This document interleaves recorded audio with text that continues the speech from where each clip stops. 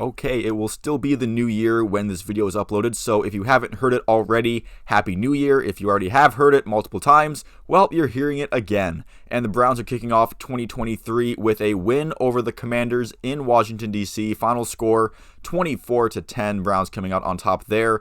Mostly a meaningless win because the Browns were eliminated from playoff contention coming into this game.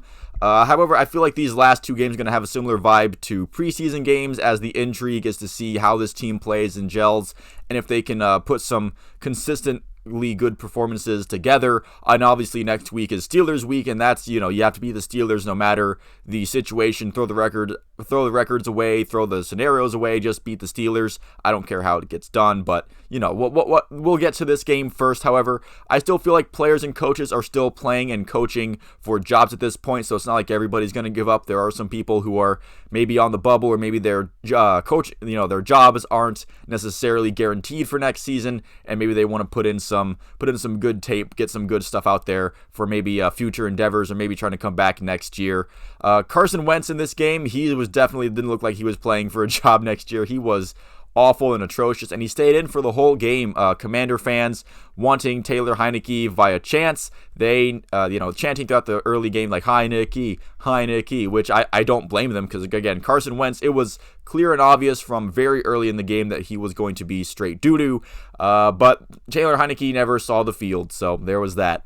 The first half looked like a typical Browns game that we've seen so far this season. The offense only putting up 3 points. Another goal-to-go sequence featuring a failed fourth down conversion and a severe, desperate lack of Nick Chubb, despite him running the ball very well from the get-go in this one. The failed quarterback draw on fourth down on that drive kind of looked like the one that Deshaun Watson actually ran against the Browns in Houston during the 2020 season, and that one also failed, so I don't really see why that was there, but I guess it is, again, since the outcomes of these games are kind of meaningless as far as the Browns' future. Maybe they wanted to see that play. Maybe they want to get that rep. I'm not going to even pretend to be mad about it anymore, because, again, the outcomes of these games meaningless as far as how they impact the Browns' future. The first half defense mostly solid due to Carson Wentz just being awful, although Washington's run offense did gash them more than a few times. Ward and Delpit getting first half interceptions off of really bad Carson Wentz throws, but that goodwill seemingly was squandered by the Commanders going on a grinding 21-play drive that started all the way back at their own 4, ended up with a Carson Wentz up and over quarterback sneak touchdown. Maybe that's what kept Carson Wentz in the game and actually won that for them in the end. So maybe that's some long-term galaxy brain kind of stuff by the Browns to keep Carson Wentz in the game. Maybe take a little take a loss of the lead for long-term gains with Carson Wentz staying in there. But that left no time for the Browns offense late in the second quarter, half ending 7-3 with Washington on top. But after a Washington 3-and-out to start the second half, a Watson-led drive ended with Amari Cooper catch and run touchdown after a Commander defender missed a tackle, and Amari Cooper was basically able to just run up the sideline all the way to the end zone. Browns retaking the lead 10-7. Myles Garrett with a third down sack on the next Washington drive, and on the next Brown drive, a heavy dose of Nick Chubb. He was tearing it up, but it was Watson who found Donovan Peoples-Jones on a 3rd and 9 for a 13-yard touchdown pass. Browns up 17-7 after the third quarter. This was now, with that catch, that was the first game under Deshaun Watson in which the Browns scored more than one offensive touchdown. Maybe a little concerning that it took this long to happen, but maybe now that it has, the offense will just be consistently great now, and it has nothing to do with anything. I'm not sure. The Commanders responding with a field goal, but the Browns would score again on their next drive. Both Chubb and Watson running on that drive, and a 4th and 1 with Brissett that actually made sense. He lined up for the cube quarterback sneak, and guess what? He took it. They weren't trying to galaxy brain this one this time with Jacoby Brissett overthrowing a bomb to somebody who, did just run a quarterback sneak on 4th and 1 with Brissett, and you'll probably be fine, and as was the case with this one.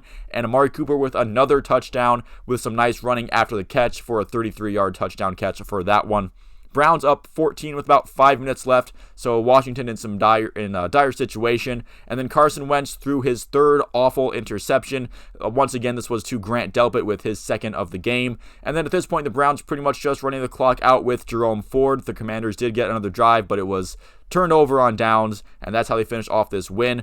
I do feel like Jonathan Allen's injury did seem to take some of the gas out of the Commanders' defensive line. The Commanders' D-line was getting some good pressure on the pass rush throughout the early stages of the game, and even still in the second half. But again, I do think that Jonathan Allen injury did kind of slow their momentum down a little bit. The Browns offense with 3 consecutive touchdowns, that was a welcome sight to see after the Browns have just been kind of floundering on offense ever since the alleged new franchise quarterback has came in. The defense, the beneficiary of Wentz quarterbacking, Carson Wentz was awful in this game. Even though you might want to have Carson Wentz, that arm threat of pushing the ball downfield, I don't really see how you can look at his first half performance, even with that long drive at the end of the second half. Once the third quarter started, it didn't get much better. I still don't know how you don't give Taylor Heinicke at least a chance to get you back into this one, but I'm not Ron Rivera, not the head coach. That's not my call to make. Delpit had a great game. He's been getting better as the season has gone on. I remember early on in the season, he was catching a lot of flack from the fan base, and rightfully so, but I feel like his play has definitely improved as of late. And Reggie Ragland, just want to give him a shout out. He was noticeable again at linebacker. And speaking of, players playing for jobs, he's definitely making a case for the Browns to keep him around for next year and maybe even beyond. But, nice to see a veteran who's been bouncing around a little bit, coming off of a practice squad in the Raiders, I believe. He comes in and makes an immediate impact on a injured linebacking core, and maybe the Browns keep him around for next year, and we'll see where he goes. But again, I feel like Reggie Ragland is one of the feel-good stories of the Browns roster this year in a season where not a whole lot of feeling good going on. So thank you for watching. If you made it this far into the video, feel free to leave a like and a subscribe. I will see you at the next one.